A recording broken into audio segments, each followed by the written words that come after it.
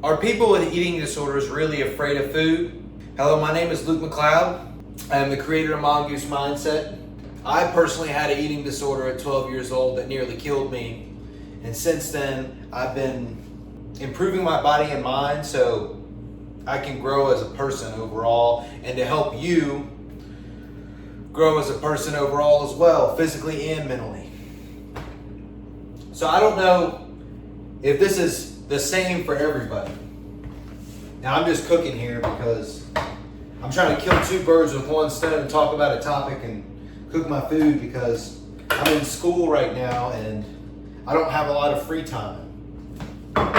It's all like a ton of classwork plus train. I gotta train every day. Not every day, but train when I need to train. Cook all my food when I need to cook my food. So I thought I'd kill two birds with one stone. When I started having eating disorder problems, I never was really afraid of food. There may be people out there who are actually afraid of the food, but me personally, I was never afraid of it. But however, I was afraid of the outcome that the food would give me. I thought that carbs were bad and they were gonna make me fat. I thought fats were bad and were gonna make me fat. And I would only eat the protein because I thought that's what you need to build muscle and this is what you need. Honestly, I'm right. But those nutrients in excess will cause fat. If you eat too much of carbs, if you eat too much of fats, even if you eat too much of protein, which is a lot of times it's hard to do because protein's a lot more satiating and fats are than carbohydrates. But the reason why fats are it's easy to get in a bunch of fats is because a gram of fat is 9 calories and a gram of protein and carbs are both 4 calories. So if you're eating fats, you're getting twice the amount of calories. Like 1 gram of fat is over twice the amount of calories that you would get from protein and carbs. But yeah, I was never afraid of food in general. I've always enjoyed eating food. Even before I had my eating disorder. That's all I wanted to do was just eat food.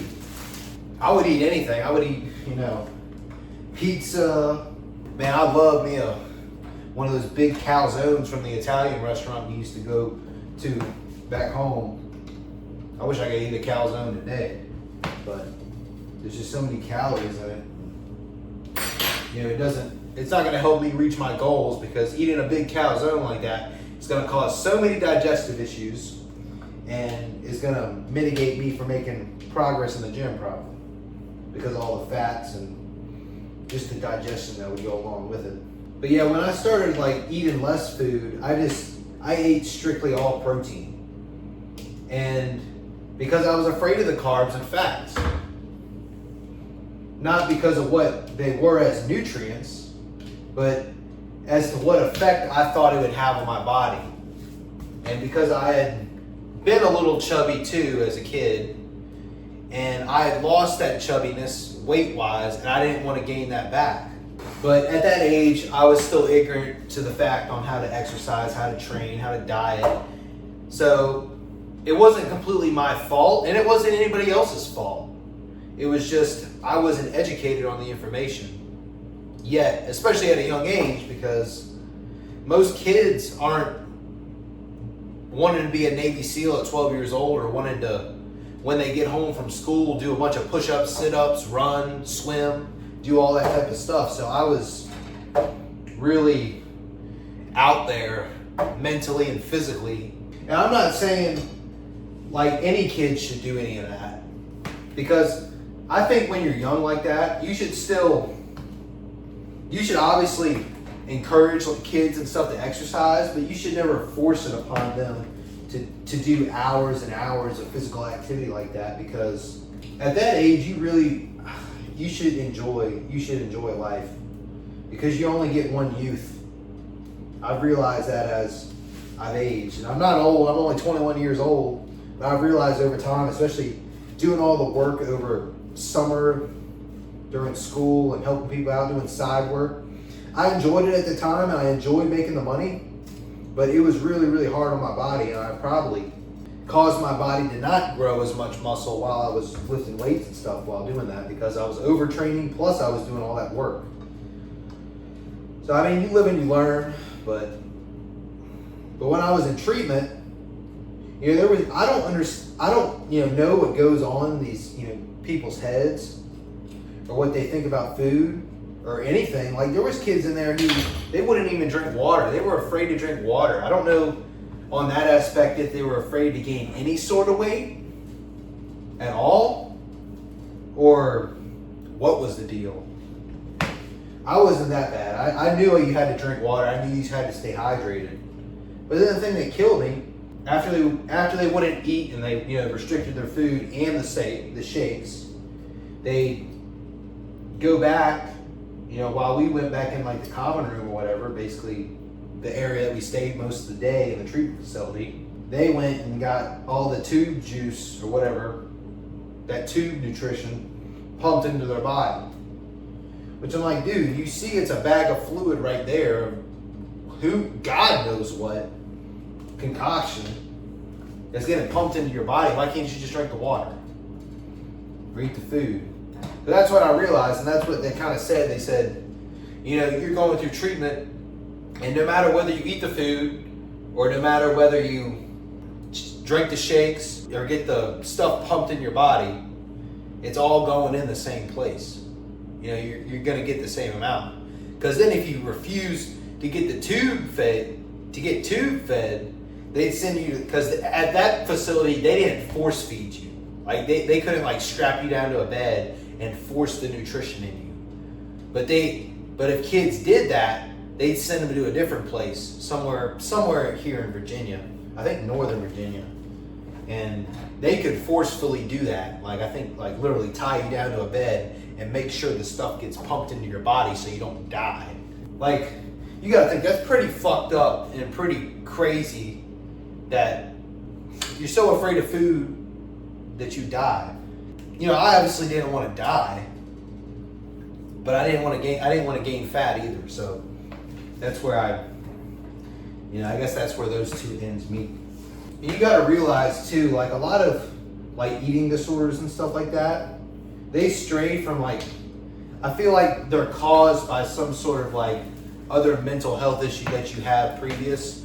And then once you develop those habits of an eating disorder, because the eating disorder isn't really, like, it's a disease, but it's just a bunch of habits and like a mindset that is developed over time of bad habits and bad mindset or poor educational and stuff. That's why this stuff should be really taught in school, so you can, or should be broadcasted like this so people know about it, and especially parents, they can watch and learn and see if their kids are experiencing any of those symptoms. Because if you catch it early and it doesn't get to the point to where it's really, really bad, it's a lot better. Like with anything, like if you catch cancer early, that's easily treatable. If you catch, any disease, if you catch early and notice the symptoms before and don't like put it off, will be a lot easier and a lot better to treat, and won't involve a longer recovery process because your body doesn't go through that much harm. So at the end of the day, people with eating disorders, at least me, I don't know, like I said, everybody else's situation, but I would assume people are not afraid of the food. They're afraid of the effects of the food will have. Like they might look at this slice of bread.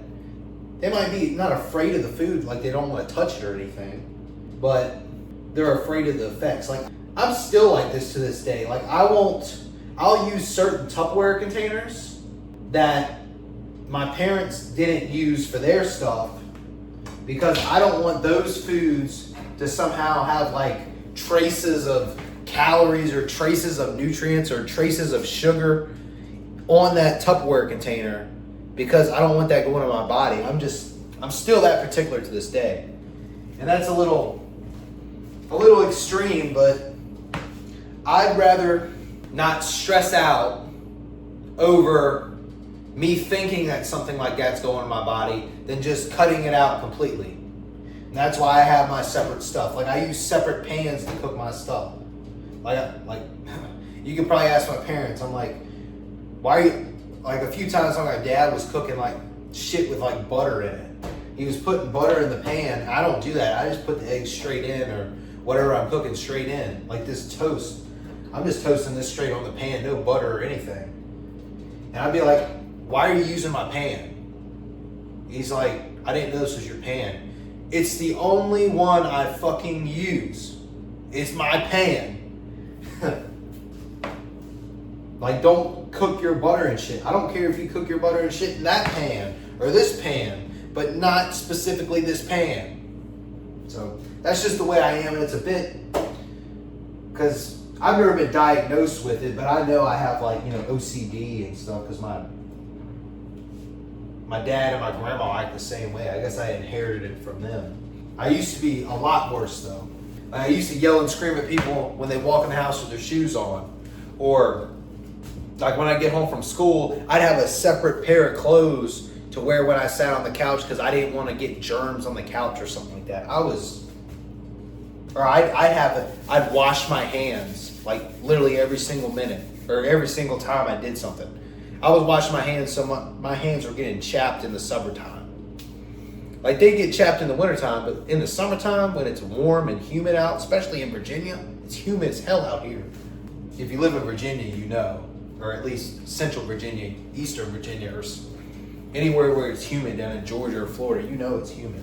But that's going to wrap it up today. And I hope you got a better understanding of that. Most people with eating disorders, we're not afraid of the food we're eating. We're afraid of the effects that it's going to have on our body, like fat gain or any type of, I guess, body, like things that we don't want our body to look like.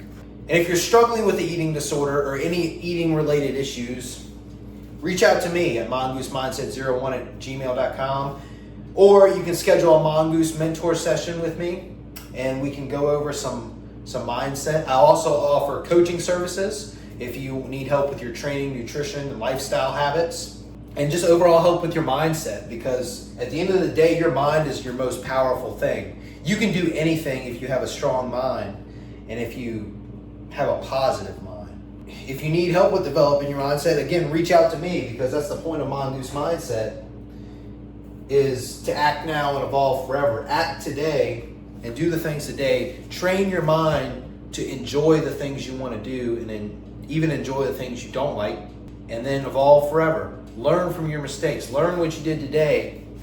Like, you were negative today.